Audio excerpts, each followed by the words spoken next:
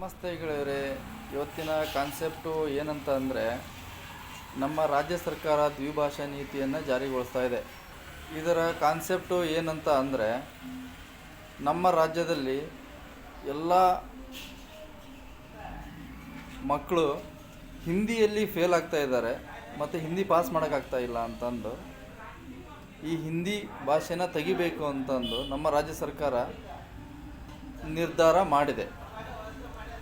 ಮುಂದಿನ ವರ್ಷದಿಂದ ಪಾಠ್ಯಪುಸ್ತಕಗಳಲ್ಲಿ ಹಿಂದಿ ಇರೋದಿಲ್ಲ ಅಂತಂದು ನಮ್ಮ ರಾಜ್ಯ ಸರ್ಕಾರ ಹೇಳ್ತಾ ಇದೆ. ಬಟ್ ಏನಪ್ಪ ಅಂತ ಅಂದರೆ, ಈ ಹಿಂದಿ ಭಾಷೆ ನಮ್ಮ ರಾಷ್ಟ್ರ ಭಾಷೆ ಅಂತಂದು ಅವಾಗಿಂದನೂ ಹೇಳ್ತಾ ಬಂದಿದ್ದಾರೆ. ನಾವು ಓದಿದ್ದೀವಿ, ಅದನ್ನು ತಿಳ್ಕೊಂಡಿದ್ದೀವಿ.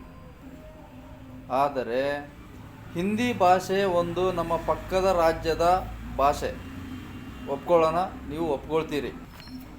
ಆದರೆ ಈ ಇಂಗ್ಲೀಷ್ ಭಾಷೆಯನ್ನು ಬೇರೆ ದೇಶದ್ದು, ಹೌದಾ?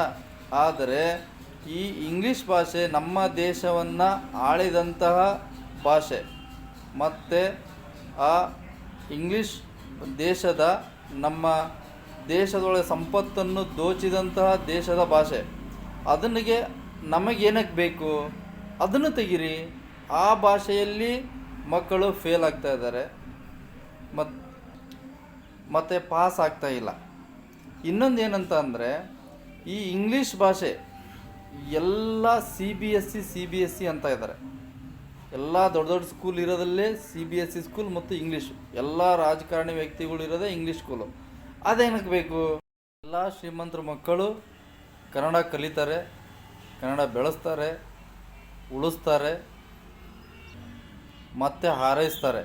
ಕನ್ನಡದ ತಾಕತ್ತು ಏನಂತ ಅವರಿಗೆ ಗೊತ್ತಾಗುತ್ತೆ. ಮಕ್ಕಳು ಗೌರ್ಮೆಂಟ್ ಸ್ಕೂಲಲ್ಲೇ ಕಲಿಬೇಕಾಗುತ್ತೆ, ಎಲ್ಲರೂ ಕನ್ನಡದಲ್ಲೇ ಕಲಿಬೇಕಾಗುತ್ತೆ. ಮತ್ತು ಆ ಇಂಗ್ಲೀಷ್ ಭಾಷೆ ಏನಕ್ಕೆ ಬೇಕು? ಹಿಂದಿ ಭಾಷೆಯನ್ನು ತೆಗೆದ್ರು ಈ ಇಂಗ್ಲೀಷ್ ಭಾಷೆಯನ್ನು ತೆಗೀರಿ ನೀವು. ಇದು ಬೇಡವೇ ಬೇಡ. ಕರ್ನಾಟಕ ಶಾಲೆ ಉಳಿಯುತ್ತೆ.